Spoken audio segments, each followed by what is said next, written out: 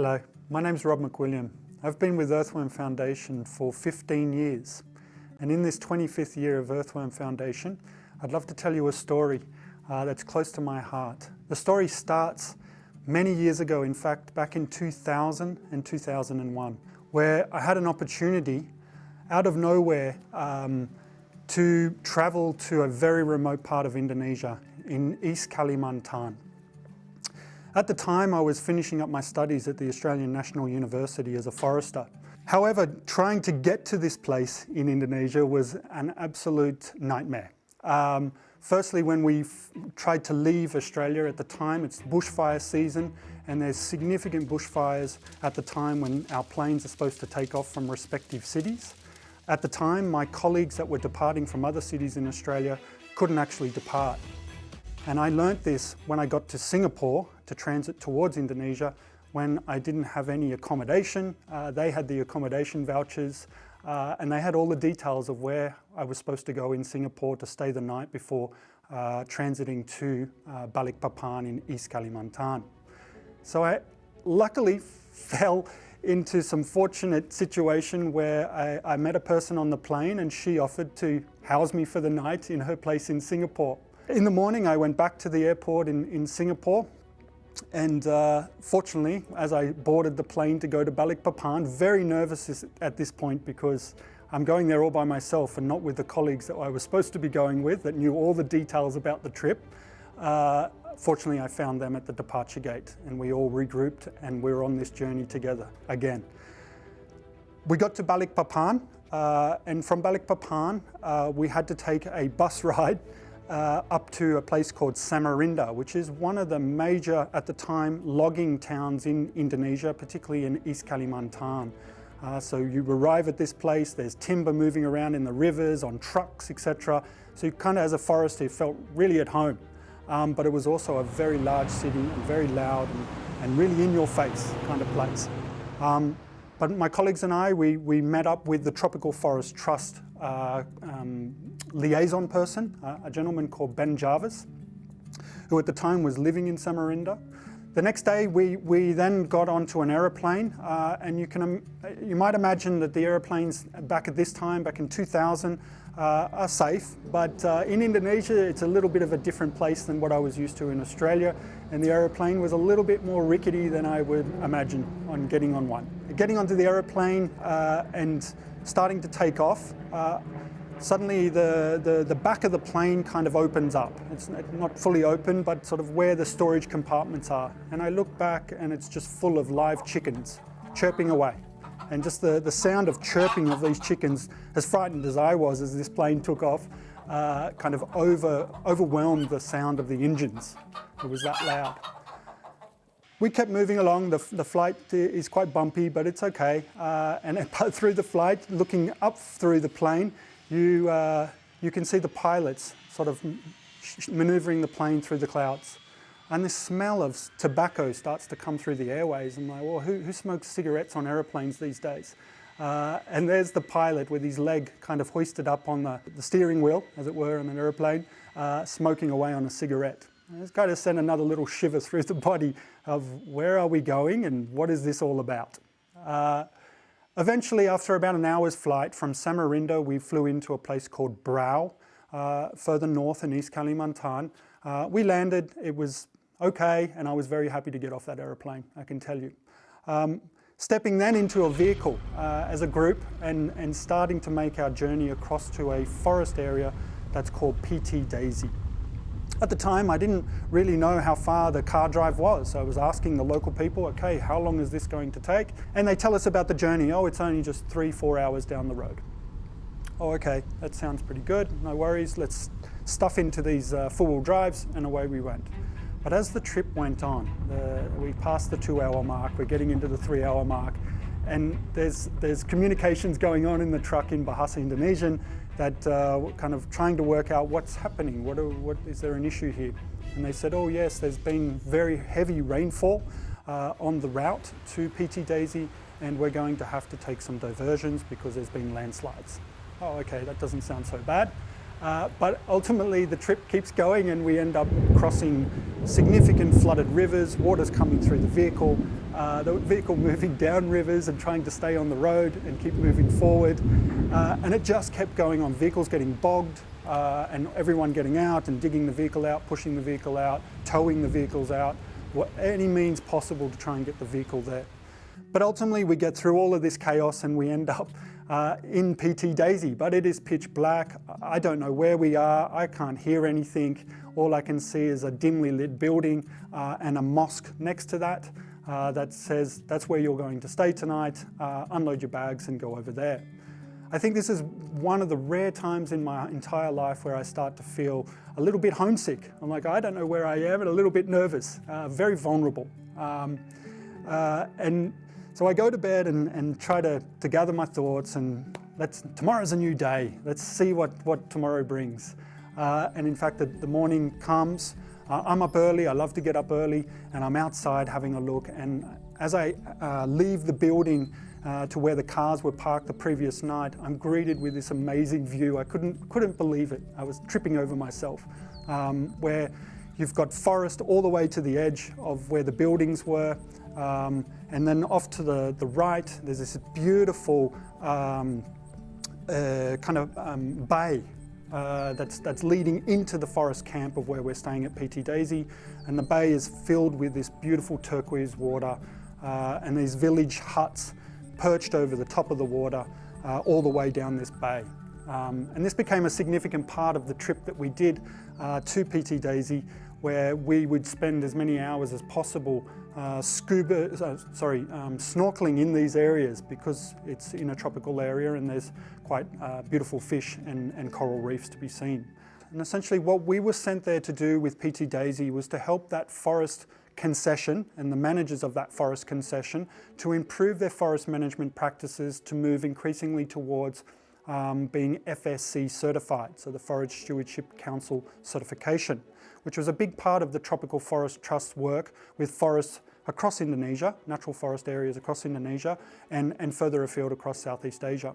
A core reason for us to be there was to help a number of the staff that were working for PT Daisy to implement a number of practices that were required by the FSC standards.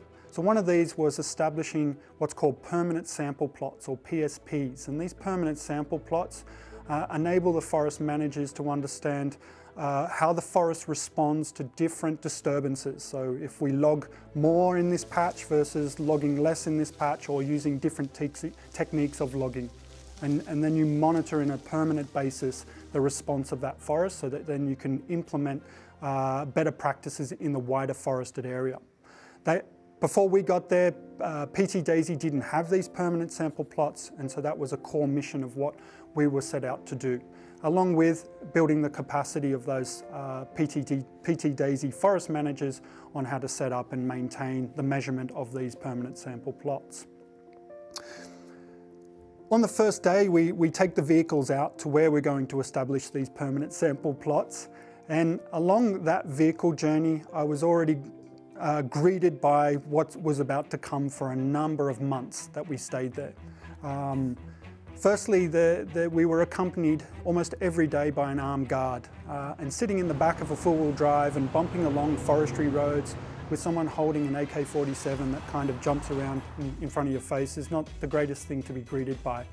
So it may be the second or the third day, I tried to ask the guy, could you just put the AK-47 down? I don't know if that's entirely necessary. But there was also occasions when we would do this journey each day, and it's about an hour's journey from the camp out to where we're establishing the permanent sample plots, where we were greeted by all kinds of wonderful wildlife on the roads. One day I recall very distinctly, oh look, that looks like a snake that we're coming up on the bend. And indeed it was a snake coiled up, and it is striking at the car as we go past it. And I look at my colleagues that are with me and we're like, wow, pinch ourselves. This is one of the most amazing things we've ever seen. Not really realizing the kind of danger that we're putting ourselves in as well at the time. So we did this trip over and over every day, and as we were getting into the forest further and further, setting up these plots, it became clear to us that this was not going to be an easy job. One of the core reasons is the terrain that we were trying to establish these permanent sample plots in, which really involved going out and measuring in a straight line, so you've got sort of equal parcels of land demarcated. And you demarcate this usually with a piece of cut timber from the forest, and you stick it in the ground and you put some paint or a piece of ribbon around it so you can come back and find that the next time you come to this area. When we got there, the terrain firstly was very undulating, so very up and down and very steep. Part of also this challenge was that actually there was no soil. The area where we were putting this permanent sample plot was forests that were growing on what's called karst limestone. And so there's no actual real physical soil that we could actually put the pieces of wood in to mark out where the plots were. So it was one area where we started, okay, how do we solve this problem? And so we would return that the next day and talk to the forest manager and say, hey, we need a different type of material, it's not going to work, we can't even stick the logs in the ground to mark out where the plots are. And fortunately we found a solution by using PVC piping, so these little pieces of pipe. And so every day from that day forward, we were there carrying in large amounts of this PVC piping that was all cut to certain lengths so that we could then put them into the ground after we used a piece of sharpened steel and sledgehammers to smash a hole into the rock so that we could stick the stick in the rock. It's just mind-boggling from the guys that I was with from Australia at this PT Daisy forest area. We'd never come across anything like it. So again, we're still pinching ourselves going, well, where are we and how is this all happening? What is the next challenge that's going to be thrown at us? And those next challenges really came as we got deeper and deeper into the forest. Our interaction with the wildlife started to become more and more. As you can imagine, the animals are not necessarily on the side of the road, they're deeper in the forest. I remember one morning that we went back to these plots, and one of the trees where we had to start the measurements of the diameter and the height and the species and all of these types of things had been absolutely torn to shreds. And we're kind of looking at the tree going, well, what does that? Who does that? And so the local people that we're working with, they explained to us that it's a bear, a sun bear. And we were like, wow, can we ever see one of those? Where can we see that? But also, again, not really realizing the potential danger that could put us in terms of going back to this area every day, and wildlife like bears were in the area. But ultimately, we worked through it. We did the measurements, so we had a successful trip. We were able to establish these plots and set up the system and support with some of that capacity building so that they could maintain those plots and use that data to inform their future forest management of the area. So for me, what this story brings is the story of how the Tropical Forest Trust, the Forest Trust, Earthworm Foundation works in these incredible places, really on the frontiers where there are these environmental and social challenges, where there are needs for support to local people that are trying to manage their resources in a sustainable way. And really working in those spaces to build that capacity and feet in the field was really a core theme that stayed with me, and it still stays with Earthworm Foundation to date. Whether it's our colleagues in West Africa, South America, all across Southeast Asia, every day working with local communities, with local companies, trying to change the reality for people and nature. Even today, I take myself back to PT Daisy. Being based in Switzerland, it's not so easy to go out to PT Daisy physically, but to date I get to look through Starling, where we can use high-resolution satellite imagery to look at different places in the world, and I selfishly use that sometimes to go and look at what is happening at PT Daisy. Is the area still intact? Is there deforestation going on? Happily, I can see that there is very little deforestation, and it looks to me that the forest is still working towards a better management practice to keep that forest standing and preserve the biodiversity that I got to witness firsthand during my time there. After departing PT Daisy, after these several months that we were there to support the forest management practices, the Tropical Forest Trust continued to work with PT Daisy for a number of years, in fact, and ultimately I returned to the organisation in 2009 And one of the core roles of me joining the organisation is to oversee our forest program globally, and particularly those forests that we're working towards FSC certification. Lo and behold, I see PT Daisy is still part of the work that Tropical Forest Trust is doing at that time. And I start to ask questions of, why isn't PT Daisy FSC certified? After all the work that we did in 2000 and all the work that happened after 2000 for 9 years. And so we started to unpack this to really work out, what are we doing right or what are we doing wrong in terms of supporting these forests to move to FSC certification.